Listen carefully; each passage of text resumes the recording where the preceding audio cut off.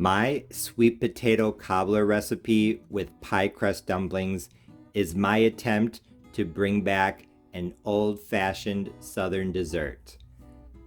This recipe is kind of a cross between peach cobbler and sweet potato pie. It seems like it was more common in the past. I had heard about it and I had seen videos on YouTube, but I have actually never had this cobbler and I have never made it. So as usual on my channel, we are going to learn how to make sweet potato cobbler together. Here in this pot on the stove, I have some prep sweet potatoes. I have 3 cups or 24 ounces or 680 grams of prep sweet potatoes. I use big sweet potatoes, so maybe about that size, 3 of them. I peeled them, I cut them into pieces that are about, I'd say, 1/4 of an inch thick, and then I cut the circles in half.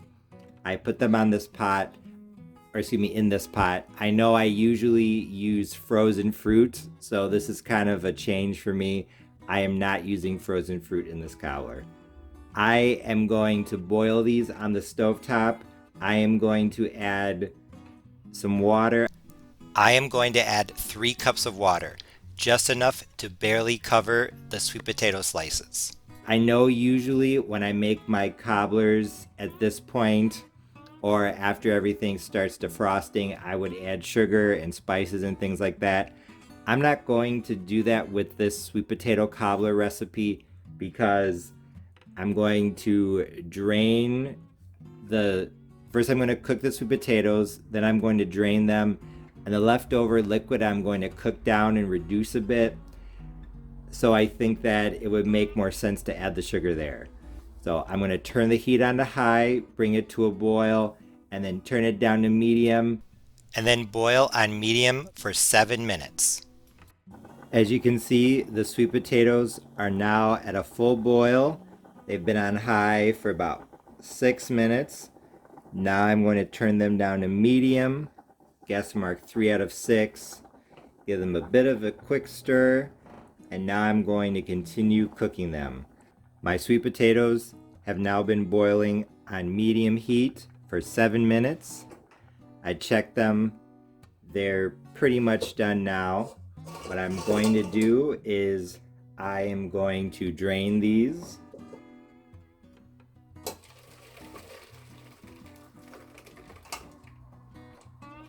Nice and easy. And as you can see, the majority of the sweet potatoes are still whole, exactly what I wanted. Return the liquid to the pot. And now I am going to get my sugar and spices together so that I can make the syrup. Now it's time to make the syrup for the filling of my old-fashioned Southern sweet potato cobbler recipe. I measured the liquid off camera and I have 2 cups of liquid. Remember, I added 3 cups of water to the sweet potatoes, so I'm left with 2 cups of liquid. To that, I am going to add 1/2 cup, or as I measure, 105 grams of white sugar, 1/2 cup, or as I measure, 120 grams of light brown sugar. I am going to add 2 tablespoons of freshly squeezed lemon juice. I'm going to add the zest in a minute. And then for spices, 1/2 teaspoon of cinnamon and 1/4 teaspoon of nutmeg. More spice than I would normally add to a cobbler, but I think it's going to work well. A pinch of salt that is here on this plate, along with the zest of 1 small lemon. So 1 teaspoon of lemon zest. Now I'm going to stir to combine. Give it a quick taste. Tastes great. Now I'm going to bring it to a boil, and my goal is to reduce this by half. Then or almost by half. I think I want 1¼ cups of liquid left. Then I'm going to make a slurry with 2 tablespoons or 20 grams of cornstarch and 2 tablespoons of water. But first, I'm going to bring this to a boil. Once the liquid comes to a boil on high heat, gas mark 6 out of 6, turn down the heat to medium, gas mark 3 out of 6, and continue cooking, stirring occasionally for 10 minutes. I turned the heat down to minimum, gas mark 1 out of 6, and then made a slurry out of 2 tablespoons of cornstarch and 2 tablespoons of water. I added the cornstarch slurry to the syrup and then started stirring. As you can see, it thickened almost immediately. Once the syrup was thickened, I added the sweet potatoes back to the pot.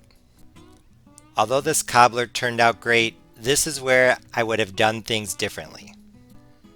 I was worried that my cobbler was going to be runny, so after adding back in the sweet potatoes, I cooked everything together on medium heat for another 5 minutes.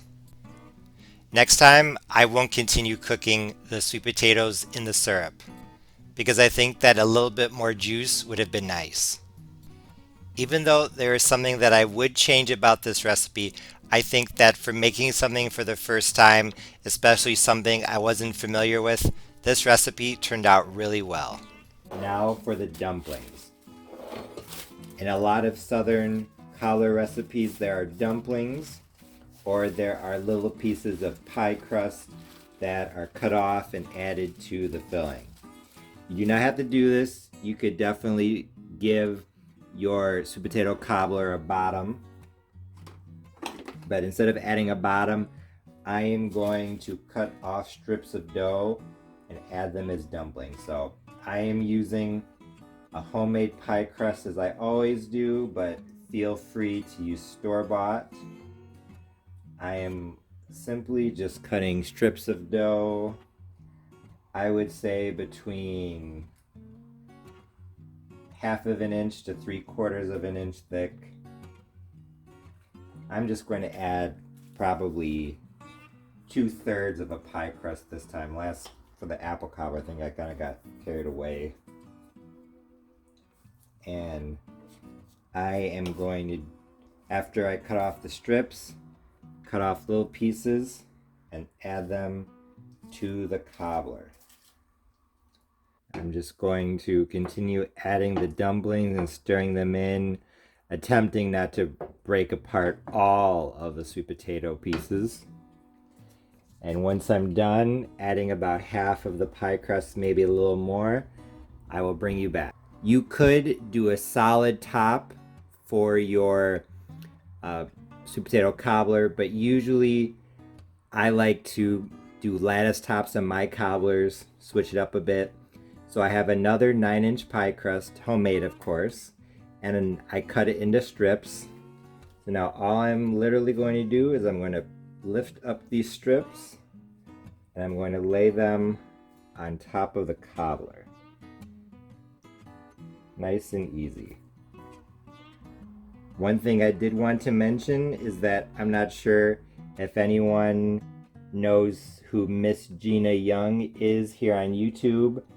I believe her channel is In the Kitchen with Gina Young. She has a sweet potato cobbler recipe, and in her recipe she uses canned yams and she also adds pineapple tidbits. So I thought that was interesting. It got me thinking that maybe instead of boiling, if you use fresh sweet potatoes like I do, instead of boiling the sweet potatoes in water, maybe boiling them in pineapple juice. That might be interesting. So, watching what other creators do, and that one is not cooperating, is always a good way to get ideas. This pie crust is not cooperating with me right now. That's okay. We are cooking for real. I'll put it over here. I'm sure you could add pineapple tidbits as well if you wanted to do that. So many ways to personalize the sweet potato cobbler.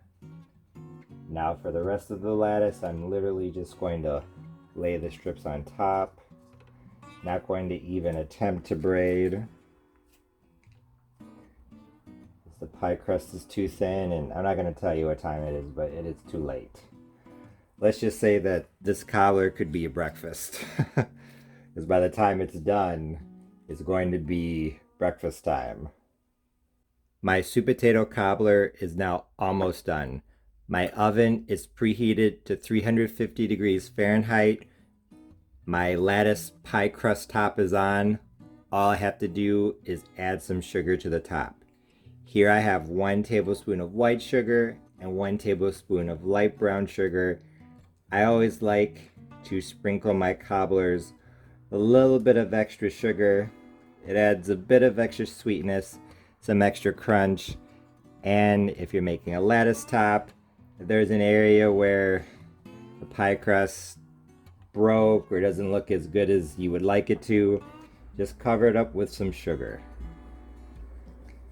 Kind of like frosting a cake. The frosting is used to hide the imperfections. Nice and easy. Now, just like with any cobbler, make sure you bake it on top of something in case it boils over. I am going to bake my sweet potato cobbler at 350 uncovered for 50 minutes, I'm thinking, but I will let you know for sure. My sweet potato cobbler just came out of the oven. It was in at 350 Fahrenheit uncovered for 50 minutes. 50. This cobbler looked absolutely beautiful. The lattice top pie crust was perfectly golden brown and the filling was a bright, intense orange. Even though my sweet potato cobbler recipe with pie crust dumplings turned out great, it was a bit difficult to make. When I make something for the first time, I usually do a lot of research, but honestly, I felt like there weren't a lot of sweet potato cobbler recipes on the internet. Like I said at the beginning of the video, this recipe is really old-fashioned and it's kind of fallen out of favor. Which is a shame because when I tasted this cobbler, I realized it was absolutely delicious. The flavor is kind of hard to describe. I would say it's a spiced sweet potato with citrus in the background. As I mentioned earlier in the video, I don't normally add a half teaspoon of cinnamon and a quarter teaspoon of nutmeg to my cobblers. I like to keep the spices to a minimum, but adding more spices definitely worked here. Actually, in the clip, when you see me adding spices to the cobbler, I'm actually adding less than I say that I added. As the recipe went on and I kept trying the filling, I realized that it needed more spice. But as always, when you're making something for the first time, it's better to be conservative at first because you can always add more later. It's really hard to take away. Even though there obviously wasn't any fruit in this sweet potato cobbler, it did taste fruity. I guess because of the citrus in the background. I know that adding citrus to sweet potato may seem a bit odd, but I add orange to my sweet potato pie recipe, a recipe that I based on a recipe from the 1800s, and it's absolutely fantastic. I also really like the pie crust on the top as well as the pie crust dumplings inside of the filling. The soft pie crust dumplings inside of the filling definitely complemented the soft sweet potato slices very nicely. However, as I mentioned earlier, I wish this would have had a bit more juice. If you watch my channel, you know that I like pies and cobblers that keep their shape when cut, and this cobbler definitely did that.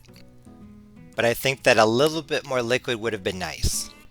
So after adding the sweet potatoes back to the syrup, I would recommend not boiling for that extra 5 minutes.